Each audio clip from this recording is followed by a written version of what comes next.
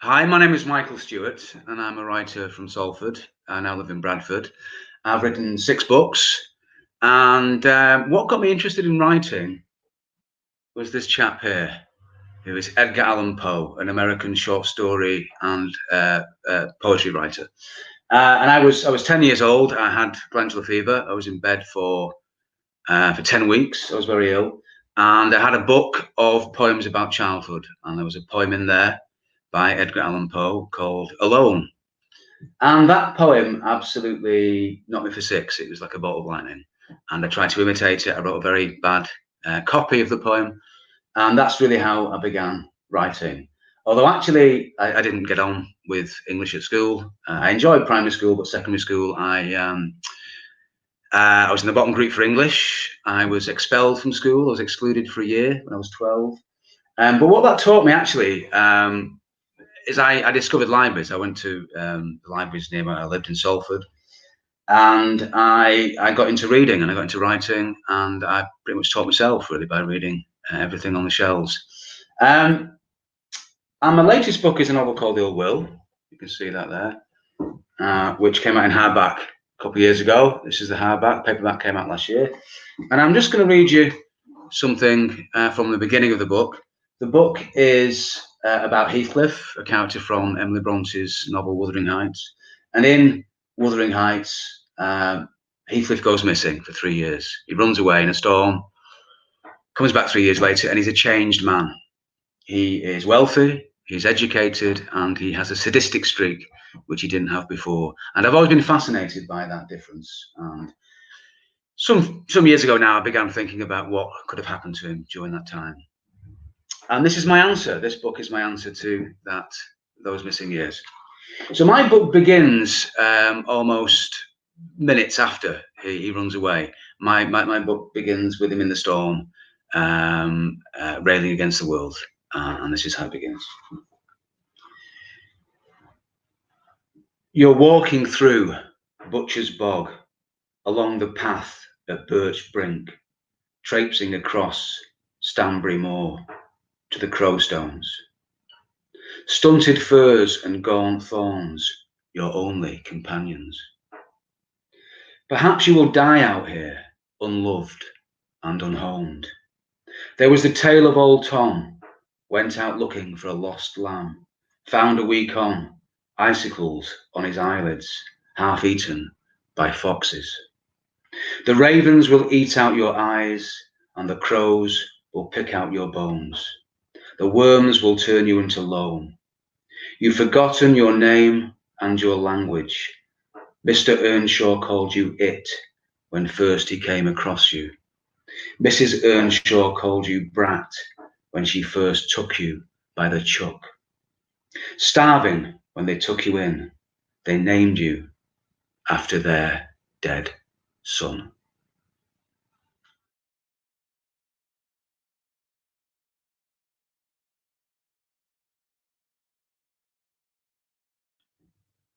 So the main tropes and the main traits and themes of Gothic fiction are horror, fear, anguish, often an isolated location, a remote place. The atmosphere is very important, moody, haunted. There is often themes of decadence, death, illness. The monstrous features quite heavily, and the supernatural as well. And really, as a genre, it begins with Horace Walpole's 1757 novel, The Castle of Otranto. Was then popularised by a writer called Anne Radcliffe, and further really into the Victorian era, Emily Bronte's Wuthering Heights, Charlotte Bronte's Jane Eyre, and some of the most famous Gothic novels that we know really are from that era. Mary Shelley's Frankenstein, Bram Stoker's Dracula, Stevenson's Dr. Jekyll and Mr. Hyde, and so on.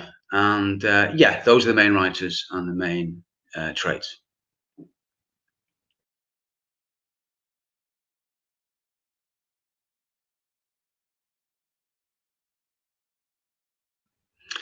The way that Gothic fiction has evolved really into contemporary fiction is, and this is true really of fiction in general, is there are very few pure genres now.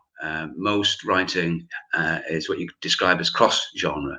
And the way that I approach it, certainly, and the way that I utilize Gothic traits and tropes in my writing is to combine elements really from different genres.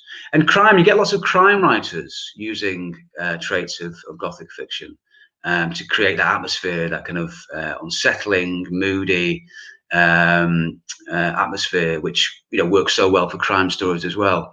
So as a genre, it's changed in the sense that it's influenced and infiltrated other genres. Lots of literary fiction, which you wouldn't really classify as Gothic, has flavors of Gothic writing. And I think my writing kind of fits that really.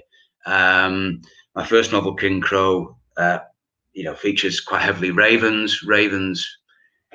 Again, this man here, Edgar Allan Poe, popularized ravens, and they very, very quickly became, a feature of Gothic writing, really, and are still used today. Thinking about Raven the film.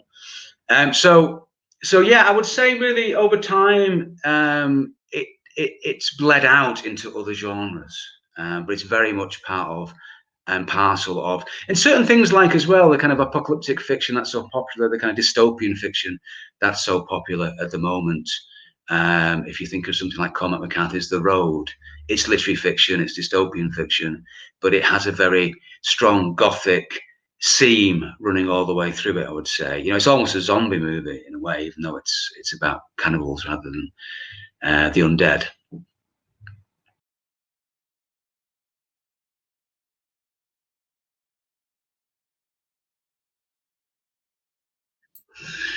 So when people think about Gothic fiction in relation to the Brontes, they immediately think of Wuthering Heights by Emily Bronte and Jane Eyre by her sister Charlotte.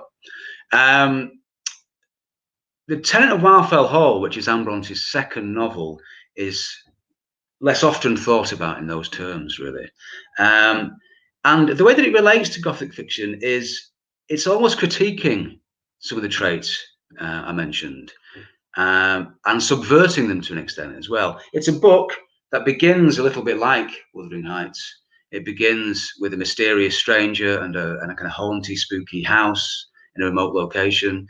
Gilbert Markham, who is writing to his friend, is fascinated by this house on the hill, 2 miles above the village, in an absolutely barren place. It's been left to rack and ruin for 15 years. It's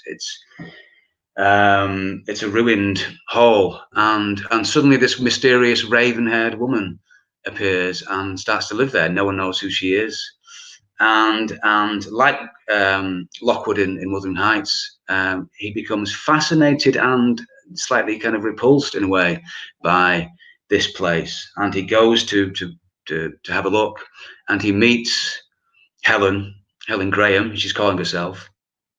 And she's very stern and rude, and in fact accuses him of trying to kidnap his her son, and he kind of runs away really. So it's a very similar encounter to the way that Lockwood meets Heathcliff in Wuthering Heights. But it quickly develops and moves from Gothic fiction into a work of realism, really. It's a book about domestic violence. It's a book about Helen has run away from her abusive husband, Arthur Huntingdon, and she's taken her son with her, which at that time was illegal. The the Marriage Properties Act came much later, back end of the 19th century. So at that time, it was illegal to remove your son. Your son was your husband's property, and everything else that you owned became your husband's property. So it was quite a radical feminist text, which was challenging some of the conventions and asking, is this right, basically? Helen gets away with it. She's not caught, she's not punished. She becomes a successful portrait artist, in fact, so she's financially independent. She doesn't need men, and this is really what the book's about, really. And Anne Bronte shows herself to be the most radical of the Bronte sisters in this regard. The book was unpublished after her death. When it came to be republished, her sister Charlotte actually blocked the publication of it. She called the book an entire mistake. We don't know why. She fought it so much, whether she was jealous or whether she genuinely thought it was a horrible piece of work. I don't know. So it's very, very interesting that Anne Bronte is in conversation not just with Gothic fiction, but particularly with those two books, with the two sisters' books, Jane Eyre and Wuthering Heights. And if you think about what Mr. Rochester becomes in Jane Eyre, he starts off as this broody, kind of Byronic anti-hero. By the end of the book, he's a good man. He's proved himself to be a good man. And this is not the case of Heathcliff in Wuthering Heights. He never becomes a good man. He remains a villain, you know. But he has a vitality, has an energy all the way through the book, which Arthur Huntingdon, the anti-hero, the villain in Wildfell Hall, doesn't.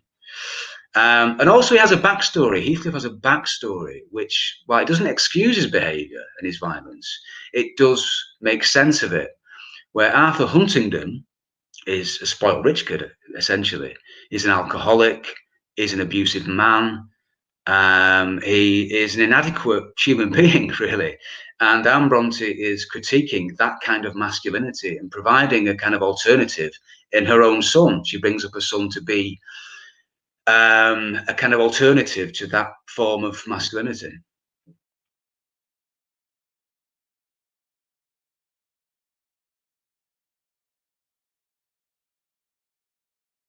So the way that the landscape around Yorkshire, in particular around Haworth, where the Brontes all wrote their novels, really fits the Gothic genre, really. The moors around Haworth are remote, they're barren. You could almost say ugly or monstrous in a way. I know some people find them beautiful, but they're a peculiar beauty. They're not beautiful in the way that Cumbria is beautiful, or they're not awe-inspiring in the way that some of the Scottish mountains are. You get a kind of melancholia, you get a certain bleakness as soon as you walk into that landscape.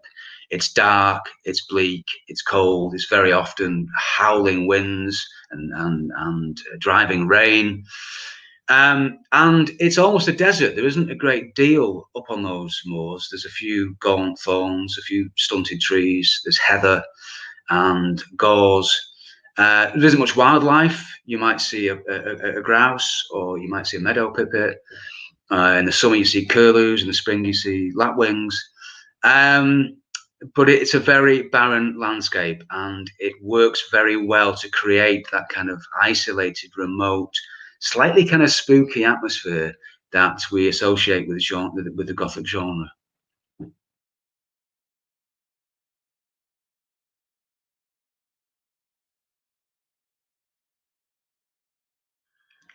So if you're interested in Gothic fiction, you want to read more in that style, I would start with Emily Bronte's Wuthering Heights. And I would also recommend her sister Charlotte's book, Jane Eyre, and other works of the Victorian era, really. So Mary Shelley's Frankenstein, Bram Stoker's Dracula, Robert Louis Stevenson's Dr. Jekyll and Mr. Hyde. Some of Dickens' works, in fact, Bleak House and Great Expectations, have elements of the Gothic. In more recent years, just a few years ago, I would recommend a book by Ben Myers called Gallows Pole, which is set a few miles away from here in the Calder Valley, and that very much fits the things we've been talking about, really, in terms of the Gothic traits and themes.